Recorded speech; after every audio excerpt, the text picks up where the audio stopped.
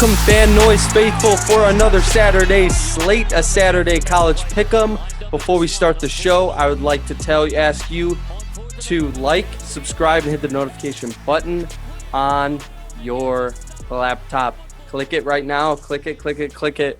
Please, for us, and follow us on all platforms. We are everywhere. We are on podcasts. We're on Facebook. We have our website up. We are on Twitter, Instagram, TikTok, Pinterest, everything you want. We got it for you. Sport the Ohio State Master T jersey. Who knows if they're going to play? Nate, I think that's all I got. How are you feeling? I'm feeling good. Like the plug there for the subscribe to the channel. You know, we provide the videos. All we do is ask that you watch them. But, you know, today, if you're feeling a little special, you know, hit that like button, hit that subscribe button. We appreciate it. Got a couple more things in store tonight, though. Don't we, Mike? Yeah, you want to tell us about our little extra games? Yeah. I tell you what, we had a lot of positive feedback last week previewing BYU, Coastal Carolina. We're going to bring you 4 what we think are key matchups tonight. You know, we'll talk through it a little bit, you know, figure out who's doing what.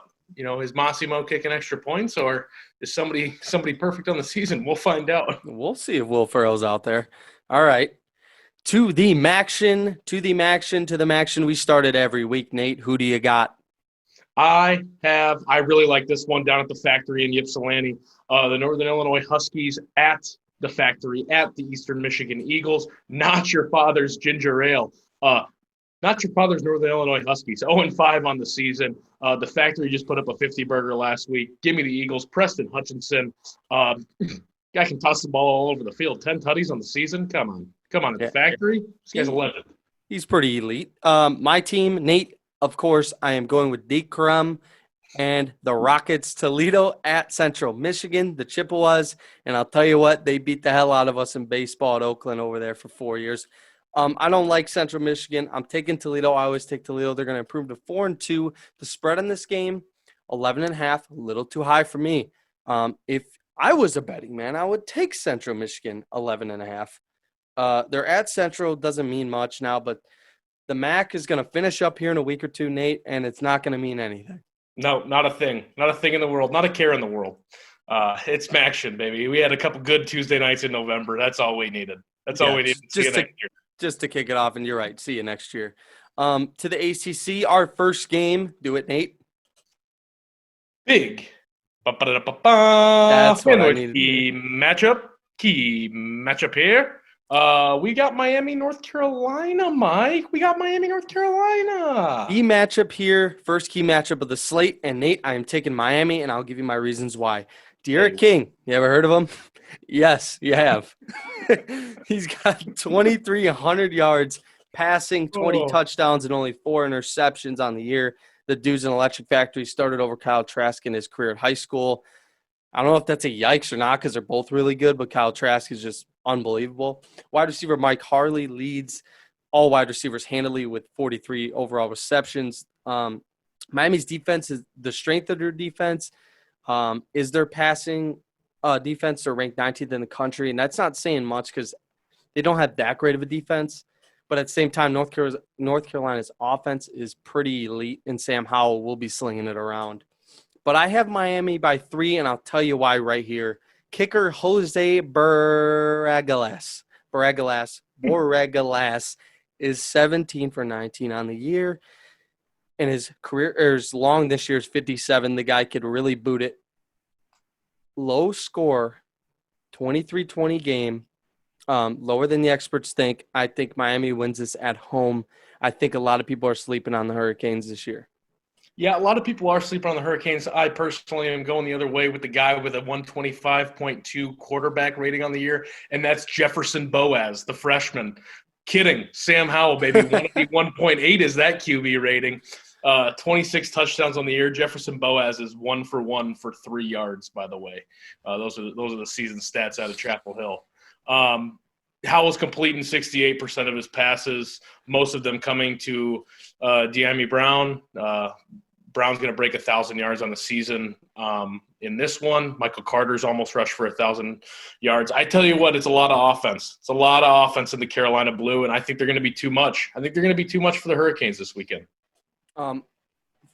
going back to the Hurricanes and being slapped on. They're 8-1, Nate, and I haven't heard one word about them this year.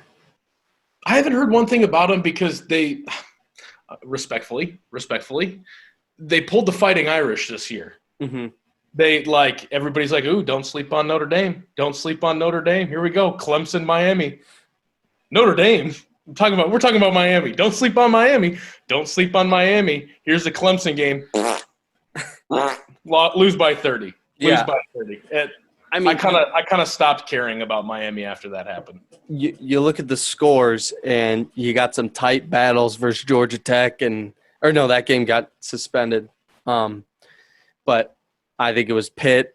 I mean, is it all the same in the ACC at that point? You're talking about 5-5 Pitt. They're all Pitt at that point. It couldn't be more. It couldn't be more the same in the ACC. Once you get below Clemson and Notre Dame, it's all just a mush of guys that they're fine. Mix in Liberty. You probably lost to Liberty at some point during the year. You look at the ACC and you got a Boston College, Wake Forest, and you're like, this is the conference in a nutshell. This is the epitome. This is what I root for on a week-to-week basis is this mush. No, but yeah. But since this is one of our marquee games, I do want to hit all cylinders. Back to North Carolina in the Carolina Blue. The ACC championship is kind of all slated up. I think this is a huge game for both of these teams because they both kind of are slept on in that aspect. And you want that respect being in a conference like the ACC. And is there any talk, not about the college football playoff, but is there more respect if some team blows out the other team in this game? Or is it not? Does it not even matter? I think we kind of all believe that Miami's just kind of there. Mm-hmm. I think it says more about North Carolina if they can win and win handedly. That would kind of cap off a pretty good year. Up and down, it'd be one where you beat a top 10 Miami team. You also lost to Florida State. It's been up and down. It's a chance to finish on a high note, like with a top 10 win. They showed well against Notre Dame. I don't know. I think it's bigger program-wise for North Carolina in this one. More to gain. Like I said, now I agree with you. At the end now, people are looking for some bets to make. Miami -3.5. What would you take in this game? Oh, if I were a betting man, I got North Carolina all the way. Mm-hmm. I'm feeling very confident in that pick, Mike. I think Miami -3.5 is generous. I don't know what it is. I know it's in Miami Gardens. I just think I think Mac Brown is due for a signature December win. I could see it. And like I said, I have them winning by 3 or even closer. So I'm still taking North Carolina to cover. Well, that's just it. It's North Carolina to cover. You got a lot of wiggle room there. Yeah. I like that bet. And that's going to be it for that first marquee slate. Hope you enjoyed it. We got 3 more to come. On to right into it, Mike. Right into it. Virginia Tech. Let's go. ACC, baby. Virginia Tech. Rivalry game. Who cares? Virginia runs bad plays in the end zone, but they're over 500. Give me the Hokies in this game. Yep. Give me the Hokies in this game. Give me the Hokies. I got the Hokies. Easy. I refuse to pick the Cavaliers after the shenanigans against Abilene Christian. Can't do it. Justin Fuente, man, you want to talk about a guy that's going to get a pink slip at the end of the year. Woo. Never talk about another man's job. Don't wish ill upon him, but boy, oh boy, I'm maybe looking to see what else is open around the country. This is the disrespect they gave Virginia. 5-4 versus 4-6. Virginia Tech -2.5 spread. Dude, they're just trying to. Dude, do you remember when Virginia Tech was like a 14-point favorite in that game they lost to Liberty? And they're just trying to get you to bet on Virginia Tech. Like, oh my gosh, yeah. The Hugh Freezes, man. They had him. Now, on to Duke, Florida State, our last ACC matchup. Had to throw this in there. Talk about a little Florida State football, -4.5. Who cares about this game as well? But we had to throw a third game on the slate.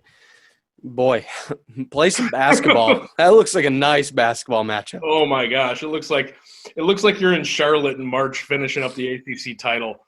Been a long week of action on that blue and like light green court. And here come the two basketball schools. I'll tell you what, though. Florida State's bad, but Duke is bad. Oh. As bad as that voice crack. Oh, They are my gosh. bad. I tell you what. I can't pick Florida State this one. I'm going with the Blue Devils. Give me the Blue Devils. Chase Bryce, baby, at quarterback, slinging it around. He's thrown for a whole 2,089 yards on the year. That's actually very impressive. Give me Florida State just for the reasons I said. Duke is so bad. All right, on to the Big Ten, our favorite conference. Illinois at Northwestern, a rivalry game. Northwestern minus 14.5. Northwestern loses to Michigan State. Northwestern bounces back. They destroy Illinois in Ryan Field. Yeah, Ryan Field. I think the Pat Fitzgeralds lost that game against Michigan State. That makes me so mad, but I still think they have a shot at competing. No, they're going to get blown out by Ohio State, but I think they're gonna destroy Illinois in this game. And Lovie Smith, I love him. I love this game, but I'm taking the purple. I'm taking Northwestern. I'm going to take the Illini. I'm gonna go against you here. I got the Illini, the 2-4 Fighting Illini. I don't hate that pick. They got out to a hot start against my Hawkeyes last weekend, a hot start, and then Iowa kind of asserted their dominance and said, "All right, we're done with this." But I tell you why I like the Illini is because I think Isaiah Williams is going to start, and that kid is good. Mm-hmm. Did you watch him at the end of that game? He came in for Brandon Peters at the end of the game, 7 for 16 for 83 yards, a little bit erratic accuracy-wise, but threw a touchdown, ran 6 times for 38 yards. The long was 11. Yeah. I think he's a difference maker because Chase Brown's good at running back. If you got 2 options, I mean, Brandon Peters looks like he's like jogging on a treadmill when he's trying to scamper in space. Yeah. Isaiah Williams can move a little bit, and I think that adds a whole nother element to that offense. I agree. And Nate, I don't like Illinois' whatever they were going for uniform-wise. I didn't mind it. The all-gray smoke, I wasn't a huge fan of it. They've done it before, but I like the orange eye on the helmet. I think it's ironic. Yeah, I think it's I said ironic. It's very iconic. But this game is an interesting game for sure. I don't hate that pick, like I said. All right. Another key matchup, folks. Yep. Another key matchup. Lead us in, Mike. Wisconsin at – no. Yes. Wisconsin at Iowa. Here's my pick. Nate, I am taking the Hawkeyes, as you would say. Good. But I'll give you a little devil's advocate here. Just kidding. Graham Hurts has a whopping 807 yards passing. Yikes. Jalen Berger and Nakeem Watson have a total of 55 carries combined. Yikes. They neither have more than 300 yards rushing combined. Yikes. And they only have 3 touchdowns combined as both running backs. Wisconsin's defense ranks number 1 in the country right now, but that has nothing to do with anything because they've only played 4 games. Oh, yeah. I don't like that. I think Iowa is hot. I think they're one of the hottest teams in the country. Like I said, they bit themselves in the foot losing those first 2. Was it 2? Yeah. Might I remind you, they would have the winning percentage. Like if they don't lose to Purdue and Northwestern loses that game, we're talking about an Iowa team that probably should be in the Big Ten championship. Yeah, that's super frustrating. I'm sure you could talk about it. I'm sure that's frustrating. It is. And I tell you what, I'm trying not to let my frustration get to me because I'm trying to remember that this is better than they were 0-2. And I'm trying to remember that finishing being 5-2 right now after starting 0-2 is a lot better than what could have been. In a year like this, it's easy to pack it in. So, I appreciate Iowa for not packing it in and getting after it a little bit. And I'll tell you what, man, they've looked good. Let me just throw out some stats for you on this one. Now, Spencer Petras is not a good quarterback. He has not been great this year. Chris Hassel with CBS Sports tweeted during the game. He goes, "It's a miracle Iowa is 5-2 with a malfunctioning jugs machine at quarterback." Dude, just spewing the ripped laces. Don't know where it's going. Dude, he's throwing balls at people's feet. But I tell you what, Iowa got a big stop on defense. Then they got the ball back. They got a 4th down conversion. And then Petrus looked like a different quarterback the rest of the game. He just started making some throws. It was just an impressive second half for him, the way he was delivering the ball. I think Iowa's a team that, you're exactly right, is hitting his stride. I mean, Petrus started out like 1 for his first 8, Mike. And he finished, let me look at this here, 18 for 28, 220, 3 touchdowns, no picks. So, not outstanding, but, figuring it out a little bit as you go. How they started against Illinois, I see how the spread is the way it is. It's -1. I mean, it's literally like a flip of the coin. But I'm still taking Iowa. They're going to cover. They're going to win this game. I don't see the hype about Wisconsin at the beginning of the year was honestly because Penn State was so bad and people wanted Wisconsin to be the team. It just didn't happen that way. And Northwestern loses to Michigan State. Now Iowa's ranked. They're going to go in and probably embarrass Wisconsin. But yeah, this is one of those frustrating years too. Is I think Iowa's going to finish as the top ranked team in the Big Ten West, and they're going to not play for the Big Ten title. So frustrating. If you could go back and change one thing in that Northwestern game, what would you do? What was a key play in that game or a key drive? Dude, it's not even a key play, dude. It was the play calling. I was up 17-0 in the first quarter. 17-0. They lost that game 21-20, and Spencer Petras threw the ball 50 times. Yes, you did. I remember that. Okay. Times. If you're up 17-0 in the first quarter and you're the Iowa Hawkeyes, you should run the ball between the tackles the rest of the game. Yeah, that's your defense. It's the Big Ten way. Wisconsin, Iowa, this is Big Ten football at its finest. Big Ten football, baby.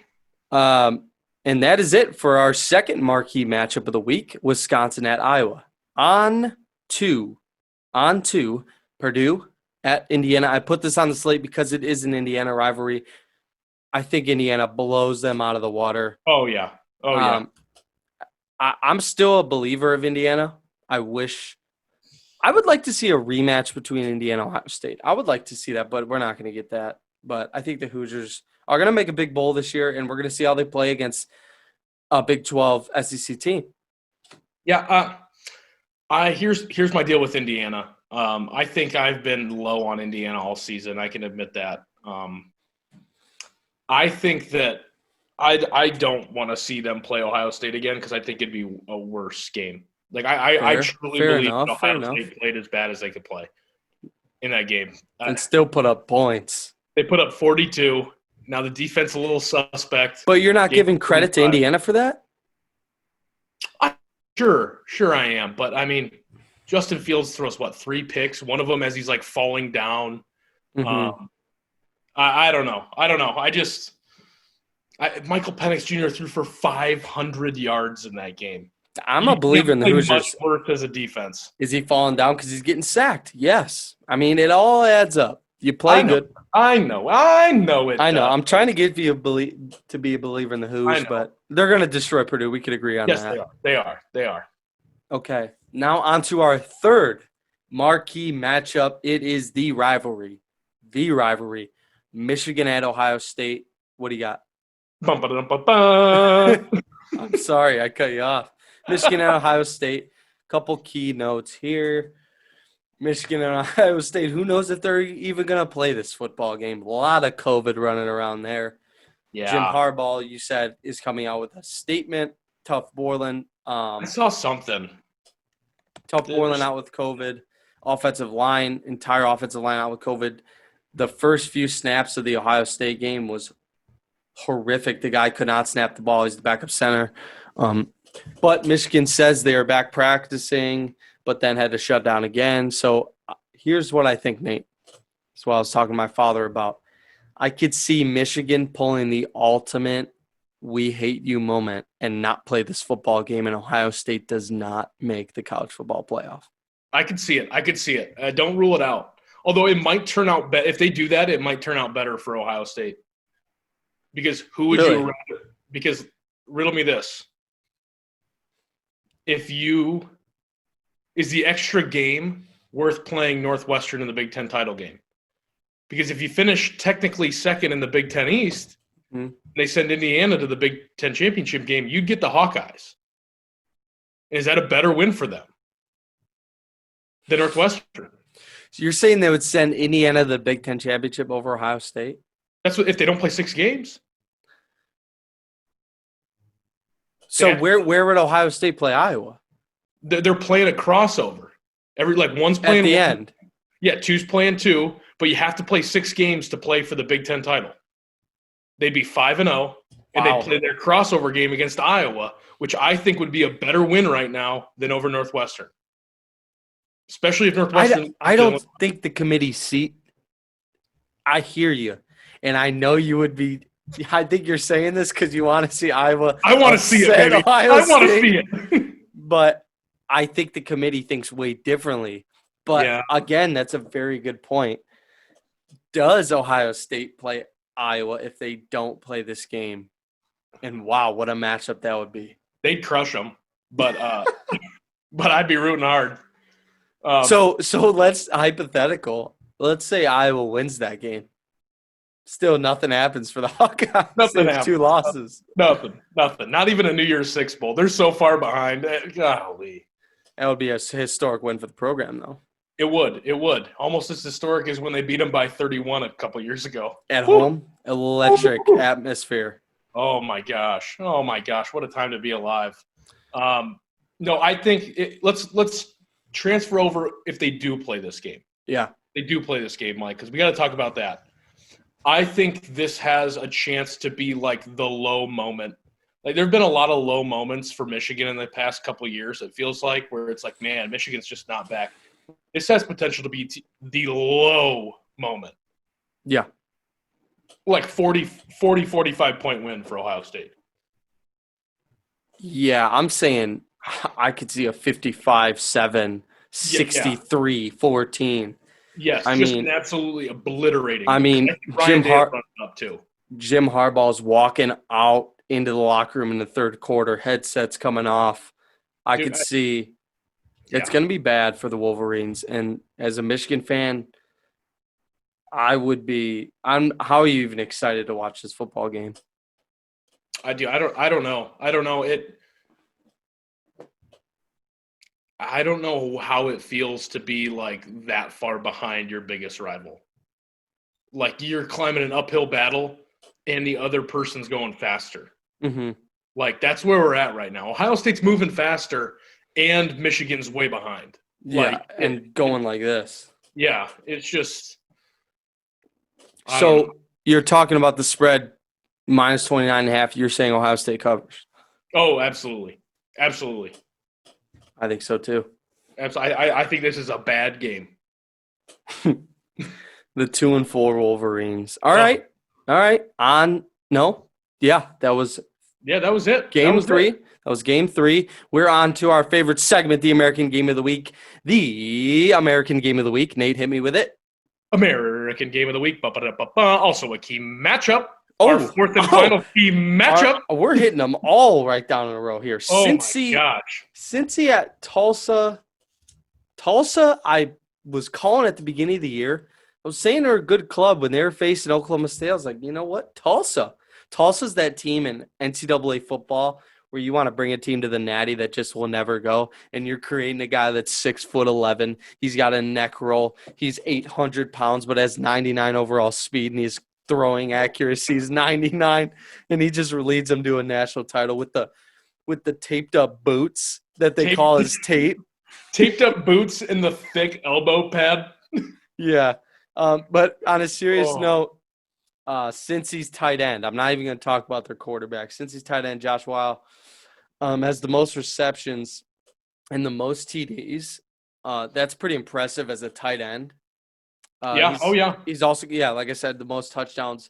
He's a phenom. He's the go-to guy in the red zone. He's got 5 total touchdowns. Since he ranked 11 in total defense in the nation, I thought that was super impressive. No one's sleeping on Cincy, but now the more I do research, the more I watch his team, the more I think, okay,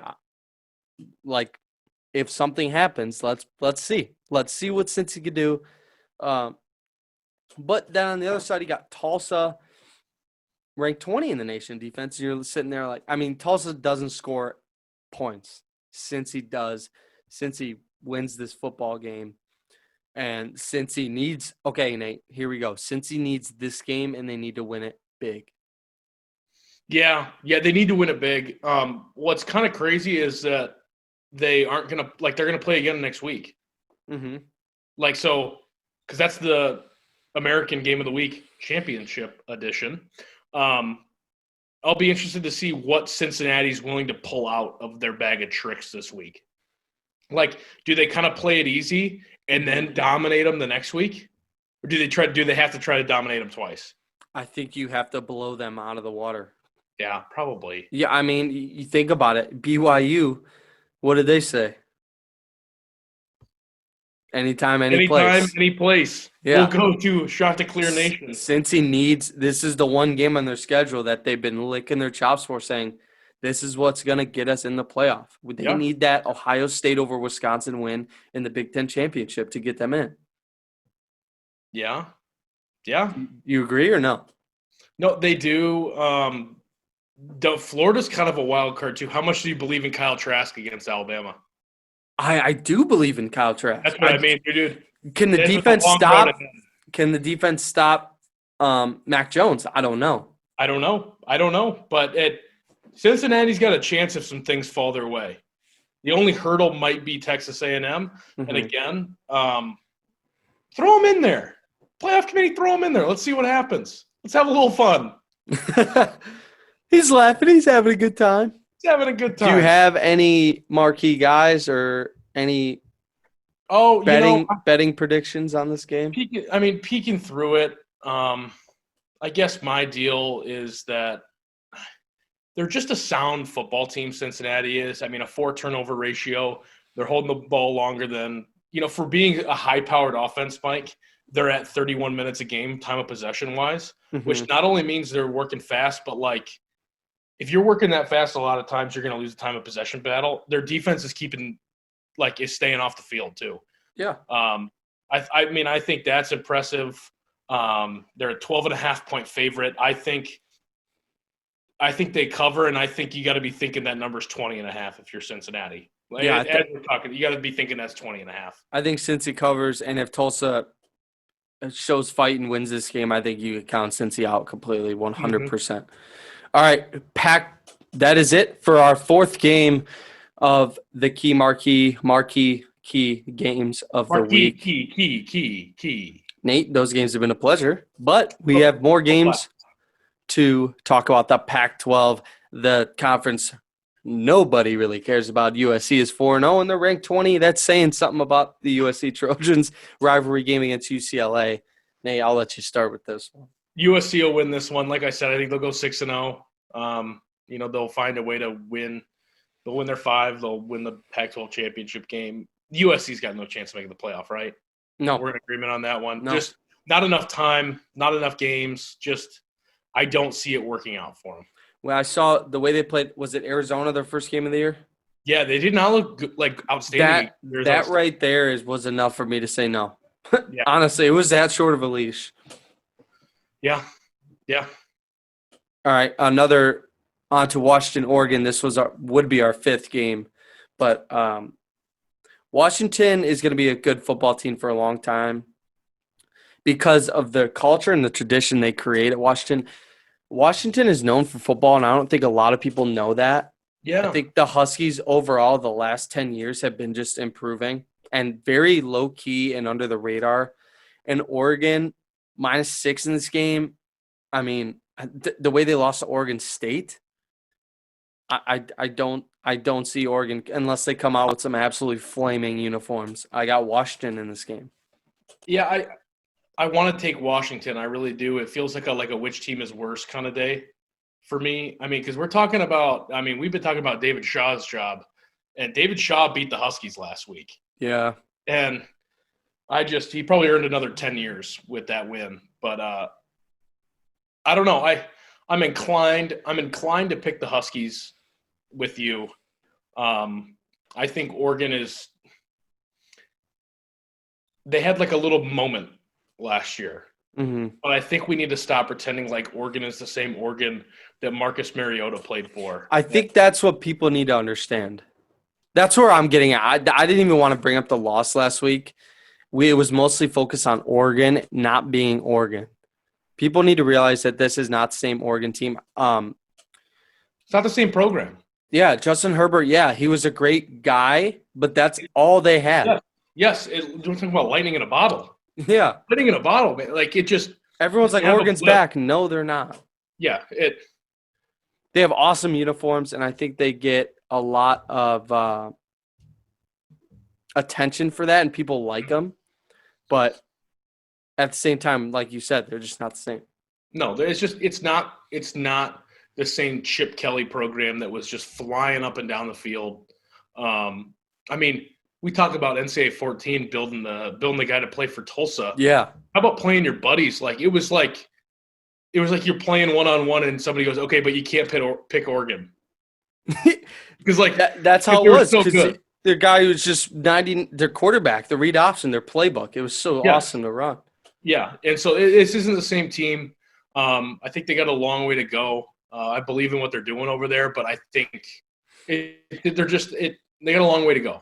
They got a long way to go. All right, on to Utah, Colorado. Colorado, I say it every week. They're undefeated. Give them some love over my Utah Utes. They're going to destroy them. -2. Give me a break. If I was a betting man, this is the game I'm betting. Colorado, give me the buffs. Give me the buffs in this game. I tell you what, I like Colorado as well. Not for the quarterback. Sam Neuer has been average to below average this year, completing 62% of his passes, 4 for 4, 4 touchdowns, 4 interceptions on the year, taking 5 sacks. Yee. But Jarek Broussard, let's talk about a feel-good story through 4 games. Through 4 games, Mike, 733 rushing yards and 3 scores. It's unbelievable. 733 rushing yards, man. I mean, he's averaging over 150 a game. Here's a thought for you. Does Colorado beat Tulsa in a game? Yes. But they're ranked Tulsa. You rank teams like let's say I'm just saying, like, I'm going through I'm not saying Colorado's a premier team, but if they win this game, if they go 6-0, I mean 5-0, give them some credit. I tell you, this is why, Mike, this is why I'd like to go to 8. 8 college football playoff teams. I mean, think about this year. Really, regardless of how the next 2 weeks play out, there's a pretty high chance that the top 4 are going to stay the same. And it's the same discussion every year. There's always those 2 teams. Yep. Let's say this: A&M, Florida, Cincy. Who else? Iowa State. Those are your 8. That's an absolute masterpiece of money, viewing, yes. TV, yes, program recognition. I mean, it only benefits, but the NCAA doesn't want to do it. No, and I don't get it. I don't get it because I think it's a pretty surefire plan. I really do. It allows you to more than likely take the 5 Power 5 winners. Leaves you 3 wild card spots for your Floridas, for your Texas A&Ms, for your Indianas in a year like this. Like, it was flawed from the beginning when they chose 4, because you can have a year where you have 5 conference champions that all go undefeated. It hasn't happened yet. It's going to happen at some point. There's 14 teams in the NFL playoffs. Yeah. There's over 100 programs in Division I that are playing football, and you got 4 teams competing for a national championship. There's 16 teams that play in the playoffs in every other NCAA football playoff structure. FCS, D2, D3. Like, they all play 16 teams. You lose a game as a football player, what are you thinking in your head? You're like, oh, well, I mean, we're done. It's over now. We're done. Over now. What's the point? I mean, you know what I mean? They're playing for conference championship, and that's the first goal, they say. But if you're a premier team like Penn State, let's just say this year, you lose that first game, I could totally see those kids shutting it down. Yeah. You lose to Indiana, too, who was, I believe, ranked at the time. Yeah, or just outside looking in. It's such a devastating loss. It'll kill your season, especially when they don't have Happy Valley fans. Yeah, oh yeah. Wow. Give me 8. Give me 8. Good See rant there. The Big 12, I don't have any teams on the slate. I just wanted you to talk about the possible scenarios. Is there any scenario of anybody? Is it going to be Iowa State, Oklahoma, no matter what? I think so. Oklahoma would have to lose against West Virginia this weekend, so it's not going to be exciting. I'm going to give a tip of the cap to Iowa State fans, though. The clones. First conference title, regular season, but first conference title since 1912. 1912. Oh my Lord, dude! They keep saying it. They've made sweatshirts, dude. Just 5-star culture beats 5-star players, and it's a little bit flawed because Alabama crushes everybody. But I like the message. The message out of Ames has been like, it's just like we're gonna get it done with the guys in the room, and like we believe in each other, and they have. They have done something over there in Ames. There's something in the water. I tell you what, sniffing around. There's something special about the running backs that come out of Iowa State. David Montgomery, the run. That was awesome. SEC, no good games in this slate. We'll run through all 3 of them real quick. Auburn, Mississippi State doesn't really matter, but I'll talk about Bo Nix for a second. He had a great play. Big deal. Voice crack. Big deal. I saw it. I had people texting me all over. I was about to take a shower. They're like, "Did you see the Bo Nix play?" Like calling me out because I'm not a Bo Nix guy. I see the play. I'm like, I can make that play. Couple unathletic D linemen jumped on my back and I slipped out, ran for a touchdown. Yeah, but they got destroyed anyways. Get out of here. Yeah, I got KJ. I got the fighting KJ Costellos and the fighting Mike Leaches in this game. I got it. I said it. I got the Bulldogs. Yeah, me too. I don't want to, but I think Auburn's going to win. But I don't like Bo Nix. I have nothing against him. I just, for some reason, he rubs me the wrong way. Hey, nothing wrong with that. Nothing wrong with If I were to meet Bo Nix, he probably hates me already. Probably doesn't even know who I am. But I would shake his hand and be like, I just don't know why I don't like you. But then I don't know why I don't like you, but I don't. Yeah, LSU, Florida. Florida's going to cover the 24. I actually, every time LSU plays, I have a thought in my head like, this is LSU. They can't have a spread this bad against Alabama. I'm dumb enough to bet the spread. I'm dumb enough to lose the spread. Yep. So take Florida. Take Florida minus 24. If you've learned a lesson so far, take Florida minus 24. Alabama made them look like a high school team. Oh, my gosh, dude. It was so bad. So bad. You mean you turn on, you get the CBS announcers. They're like, you get them all fired. You're fired up to watch LSU Alabama. This isn't your Tyrann Mathieu 9-6 football game. No, it's not. Yeah, Alabama's putting up a 55 spot. Yeah. And then last game on the slate, Georgia, Missouri. Again, nobody's talking about Kirby Smart and the Georgia Bulldogs because, quite frankly, you know what I would like to see? They're going to win this game, by the way. I would like to see Georgia, Iowa in a bowl game. Georgia, Iowa would be good in a bowl game. This year, I think a better bowl game would be Georgia, Iowa State. Yeah, I think Iowa State's a lot better than Georgia. I think that's fair. Maybe not. I don't know. I mean, we're talking about just playing such a lack. I guess they're both play lack competition. Yeah, I tell you what, I'm kind of blowing up the Cyclones, but we are talking about a Cyclones team that lost by 17 to Louisiana Lafayette in week 1. Yeah. At home. Yeah. That's all I got to say about it. Yeah. And then I have on the slate a little college football talk, but we kind of already got into that. So, Nate, if you got anything? No, that's all I got, Mike. Excited to see how it plays out. Next week is championship week. Did you see the TV schedule they've put together for championship week? I did not. Mixing some things around. We have a big noon kickoff on championship Saturday. Normally the Big Ten's at like a 7, 8 o'clock start. Mm-hmm.